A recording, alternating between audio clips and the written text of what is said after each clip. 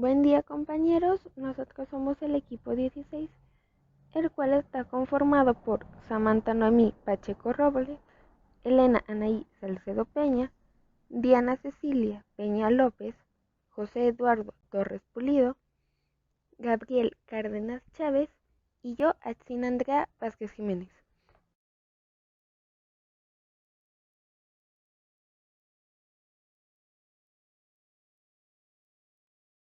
Nosotros les presentaremos la primera parte de la lectura, la comunicación en contextos. Más allá de las dicotomías más individuo y online-offline. Antes de comenzar con la explicación de cada tema, me gustaría mostrarles cuáles son los 6 temas que les vamos a dar a conocer en esta presentación. Primero están los flujos de la comunicación, después continuaremos con el flujo de los 3 pasos, luego con los flujos y redes, después con los contextos e intertextualidad, luego de los textos primarios a los hipertextos y por último tendremos a los motores de búsquedas como comunicación y metacomunicación.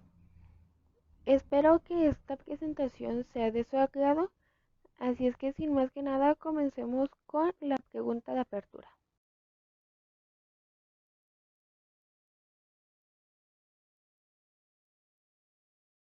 Hola, muy buenos días compañeros. Nuestra pregunta de apertura sería, para ti, ¿qué son los flujos de comunicación? Hola, buenos días a todos. Me presento, soy Elena Anaí Salcedo Peña y hoy les hablaré sobre el tema flujos de comunicación. En los medios, la interpretación se parece a la descripción de la transmisión que creó Raymond Williams en 1974, en especial con la televisión comercial, que se espera que a las personas les guste el contenido a tal grado que vean anuncios y pausas publicitarias. Por ello se plantearon el canal de la cadena televisiva, que consiste en contenidos que ofrecen, mientras que los flujos del público pasan por distintos canales. En las tecnologías son comparables, aunque diferentes, ya que el Internet es más diverso y complejo que cualquier mercado televisivo. Las redes sociales son las más importantes dentro de las cadenas de comunicación.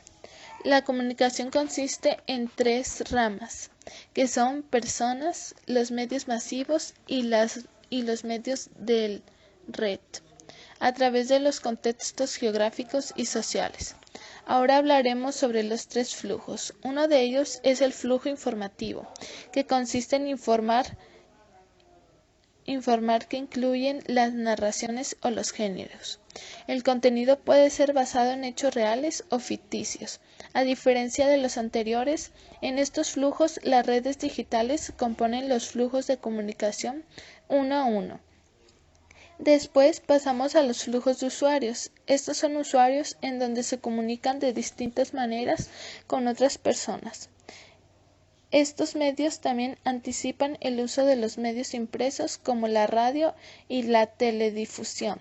Para los que no sepan qué es la teledifusión, son las transmisiones de imágenes de la televisión.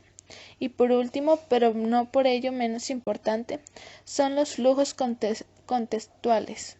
Estos consisten en que el usuario o la tecnología se unan en comunicación. Pero para hacerlo más claro, un ejemplo de este flujo fue el uso del teléfono en los mensajes de texto. Por mi parte es todo, pasamos con mi compañera Tsin. El flujo de 3 pasos.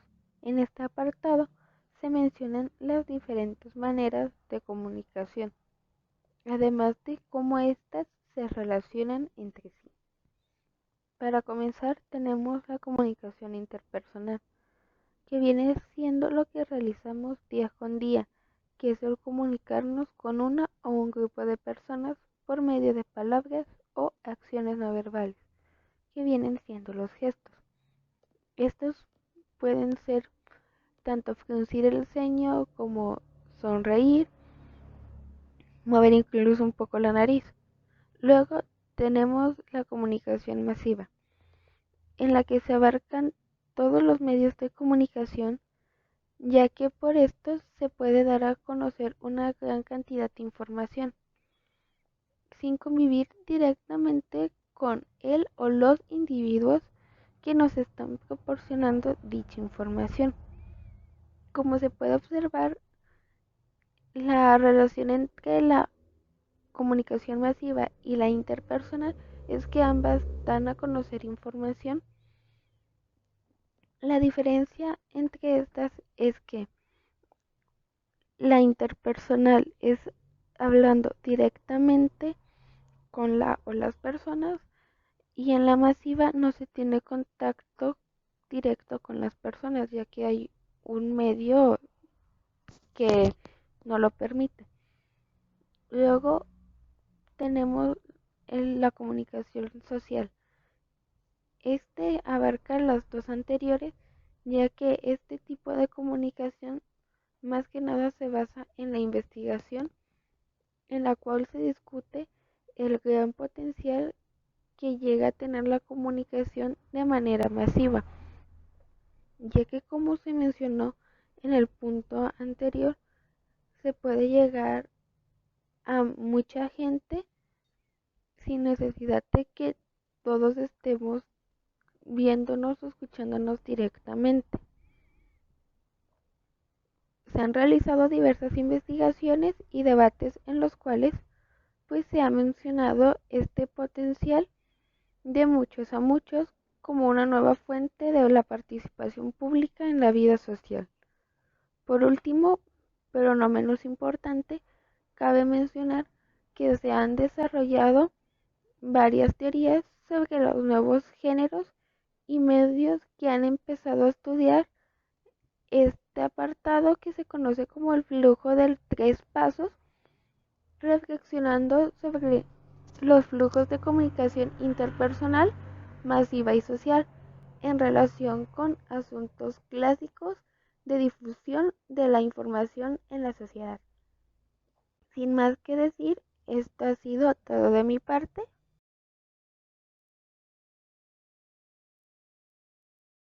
¿Qué tal, compañeros? Buenos días. Mi nombre es Gabriel y bueno, de mi parte me tocó exponer el tema de flujos y redes. Por lo tanto, les daré un breve recorrido de este tema. En este tema se ha utilizado bastante en teorías de la comunicación y la sociedad. Y se me hizo curioso que uno de los participantes más influyentes de este hallazgo fue Manuel Castel, quien fue el que se encargó de descubrir una sociedad de redes, ya que lo que hizo fue algo bastante bien para nosotros y pues para él, ¿no? Que fue cambiar el capitalismo de la industrial al informativo. Por otro lado, y cambiando un poco el tema, las redes han ganado terreno como categoría metodológica entre nosotros, ya que gracias a estos cambios las redes tuvieron que entrar fuertemente a los temas de estudio, como lo estamos viviendo hoy en día, y así consecutivamente para llegar a lo que es la herramienta de los analistas de dichas redes. Y bueno, pues curiosamente hemos interactuado mucho nosotros entre las redes, y ya que pues esto nos abarca en estructuras pues globales, y tanto fue el hallazgo que fueron capaces de formar sorprendentemente el analista Wasserman y Faust, que ellos fueron quienes demostraron que pueden utilizarse en investigaciones sobre la comunicación, entre otros más.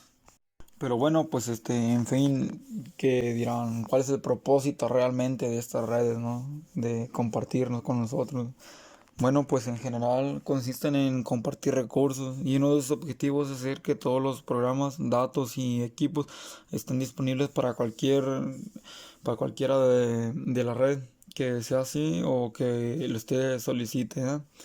sin importar en dónde esté, ya que sea física del recurso, pues del usuario. Bueno, pues como todos conocemos a una red social, es una aplicación web que permite a sus usuarios conectarse con otros usuarios, así mismo creando relaciones, comunidades, ya que su finalidad es servir como una herramienta online de comunicación entre personas de todo el mundo que comparten información en forma de imagen, videos, enlaces, textos o inclusive audios. Y bueno, ¿con qué fin lo han utilizado? Pues actualmente, ¿no? Son utilizadas para estar en contacto con multitud de personas, para reflejar estados de ánimos, compartir fotos, entre otras cosas. Hasta el momento las redes sociales tienen la finalidad de tener a muchas personas con algún tipo de contacto, aunque no se conozcan pues muy bien. Y bueno, pues a lo que investigué. La finalidad de los creadores de las redes sociales es que su intención es promover el intercambio de informaciones, conocimientos, experiencias, intereses e ideas en busca de objetivos comunes entre los otros usuarios. Pero el concepto de esta red social ha aparecido mucho antes del surgimiento de la internet y sus plataformas, como lo había mencionado anteriormente. Y bueno, pues a lo largo de los años esta red social se ha convertido en muchas aplicaciones, como lo puede ser el Friends, el Friendster, el MySpace, el LinkedIn y pues actualmente el más famoso, el más reconocido, el que la mayoría de las personas usan el Facebook, por no decir que otros usan Instagram, Snapchat, WhatsApp y pues así entre otros, ¿no? Y bueno, pues como todos sabemos, la comunicación es un tipo de lazo relacional autorreflectivo especial que pues representa la capacidad de todo ser humano de considerar que las cosas, incluido todos los otros tipos de lazos sociales, podrían ser distintos, ¿no? Y bueno, pues las redes sociales, como pueden ver, se convirtió en la comunicación más fuerte de dudas y algunas demoras que hace que los individuos, grupos y sociedades completas hagan algo que podrían tener consecuencias irreversibles, ¿no? Que en la mayoría de los casos la comunicación es un componente de otras interacciones sociales, como en casos la capacidad disciplinada y deliberar sobre los fines y medios de la coexistencia social. Y bueno, pues compañeros, espero que les haya quedado claro, pues en caso de que no, pueden hacerme cualquier pregunta. Y pues este es el fin de mi subtítulo, ¿no? Que me tocó a mí exponer. Continuamos con uno de los puntos que vienen dentro de la comunicación en todos sus posibles contextos. Hablamos de contextos e intertextualidad. Primero, comprendamos qué son estos conceptos y así para poder darles una relación dentro de la comunicación. Sabemos que los contextos son aquellas circunstancias que están rodeando una situación y claro, son importantes ya que si no existen dichos contextos, no se puede llegar a comprender lo que está pasando. En cambio, una intertextualidad, por ejemplo, es aquello donde existen ciertas cosas que llevan consigo una relación con otras cosas. Bien, ahora ya sabemos estos dos conceptos y podemos entenderlos. Ahora, ¿cómo lo relacionamos o qué pasa con ambos? Muy fácil. Sabemos que a manera general estamos hablando acerca de la comunicación, en la cual se puede dar, se puede presentar de muchas maneras. Hablar de contextos es una manera de comunicación. Por ejemplo, existe una situación y das a conocer los contextos, esas circunstancias, el por qué, dónde, cómo, cuándo fue, quiénes. Y así unes dichas partes y ya se tiene la situación completa y asimismo ya lo estás comunicando, estás contando lo que pasó. En la intertextualidad esto es una relación directa, por ejemplo, de una situación con muchas situaciones más. Un ejemplo más fácil. Se conoce una película y después sacan otra, en la cual está muy relacionado, ya sea por la trama, título o personajes. Y aquí estás comunicando lo que pasa en ambas situaciones, en ambas películas, que llevan una relación que las une. Ambas, los contextos y la intertextualidad son maneras de comunicación. Sí, están presentadas en distintas maneras, pero con un mismo propósito, que es la comunicación y en este caso dentro de una sociedad.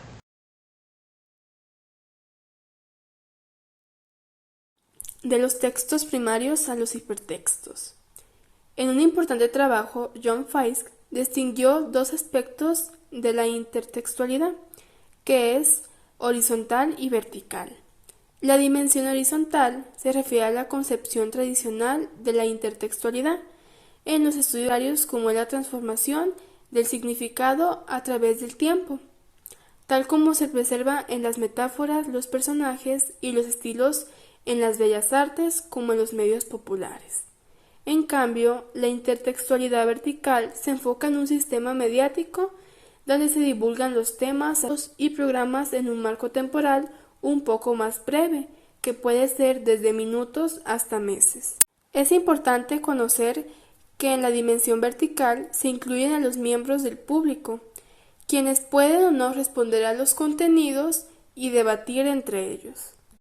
Fiske identificó tres categorías de los textos primarios, los textos secundarios y los textos terciarios, que estos los podemos ejemplificar. Para ello podemos decir que el texto primario es una película, de ahí los textos secundarios sería la publicidad hecha por los productores, las críticas y comentarios de revistas y periódicos, y por último los textos terciarios sería la conversación del público y otras comunicaciones sobre la película, puede ser antes, después o durante la película cuando se está viendo.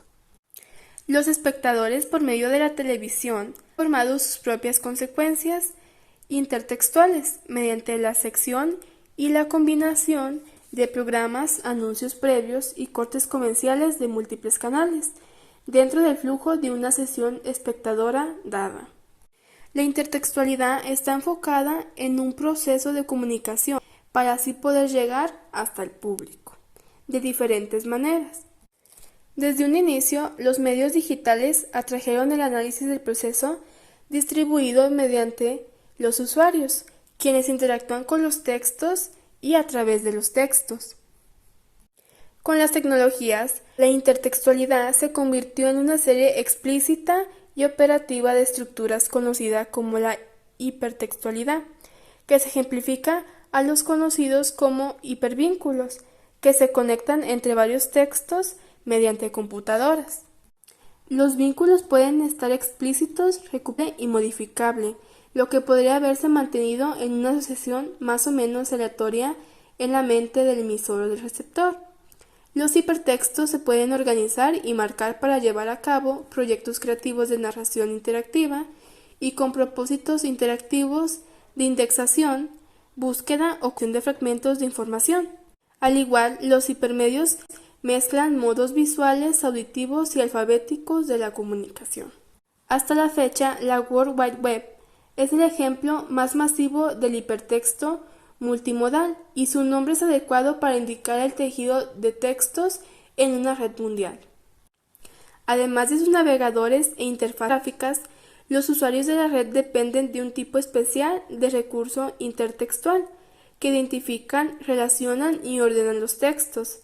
Estos buscadores nos recuerdan que los textos son mucho más que representaciones del mundo o elementos informativos sobre el mundo.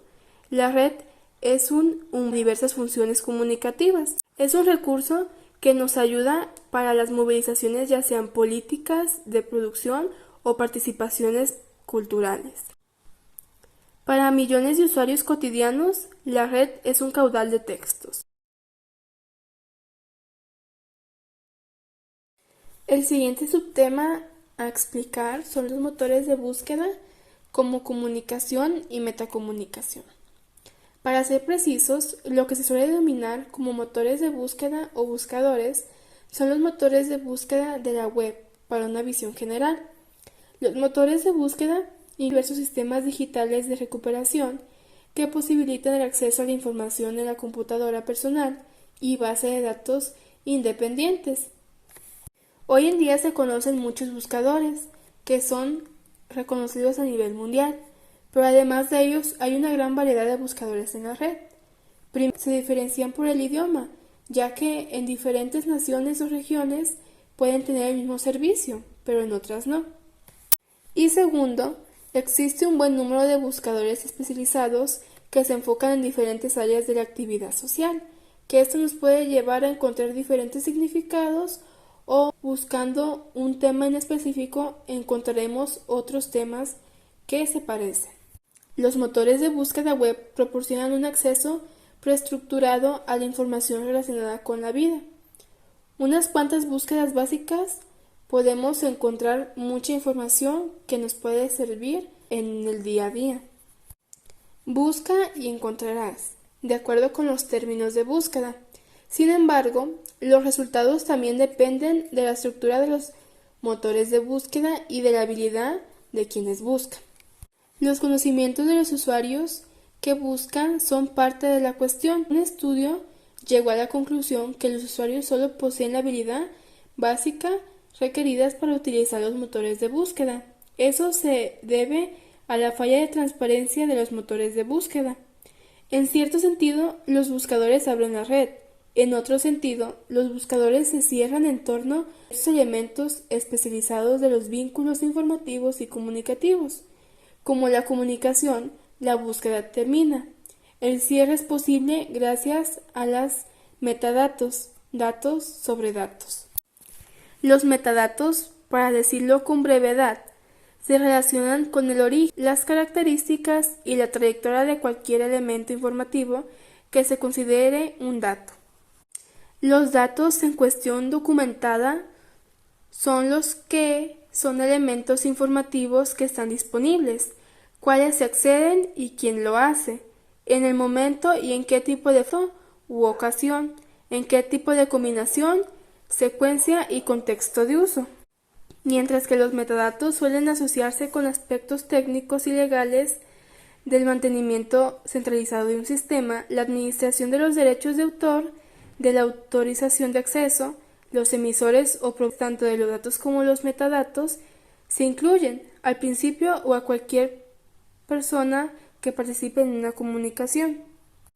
Por ende, muchas de las campañas que se especializan a la optimización de motores de búsqueda han estado modificando su sistema para poder proporcionar resultados fiables a sus clientes, al igual que ellos han tenido la capacidad de los diferentes usuarios para poder emitir, recibir y utilizar metadatos con fines propios que dependen de los recursos tecnológicos y económicos para poder ayudar a los usuarios quienes buscan.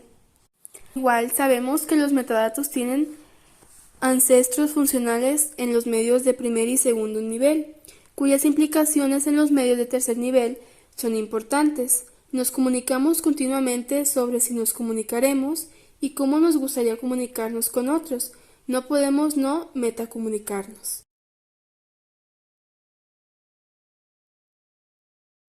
Ya para concluir, nuestra pregunta de cierre es, en el contexto actual, ¿cómo han influido la tecnología en los flujos de la comunicación?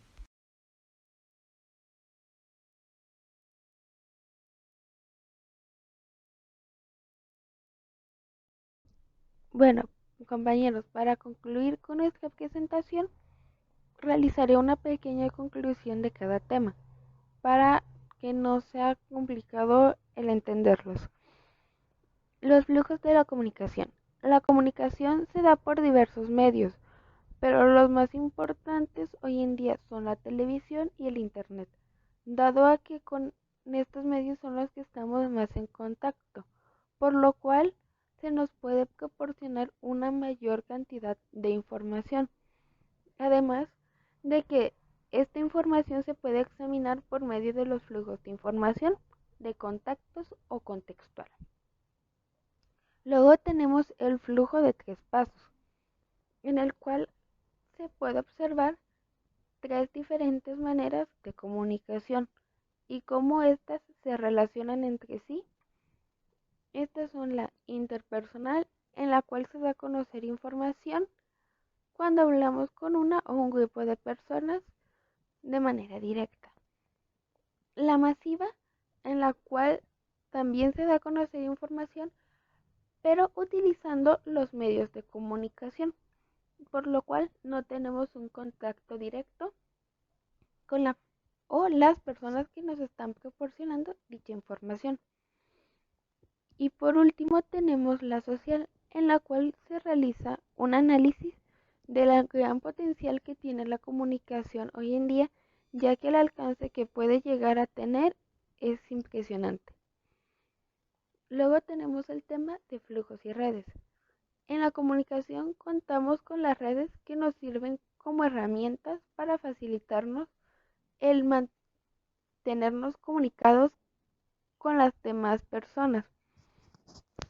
Además de que las redes han ganado terreno como categoría metodológica, lo cual ha generado que estas redes se conviertan en temas bastante relevantes de estudio y al mismo tiempo son herramientas para análisis de dichas redes, o sea que sirven para su mismo análisis. Luego nos encontramos con el tema de contextos e intertextualidad. Los contextos y la intertextualidad son maneras de comunicación presentadas de diferentes modos, dado a que los contextos son las circunstancias en las que ocurre algo, y la intertextualidad se observa más bien cómo diversas circunstancias se relacionan entre sí, y aunque parezca que son diferentes, ambas tienen el mismo propósito, que es la comunicación en la sociedad. Luego nos encontramos con el tema de los textos primarios a los hipertextos.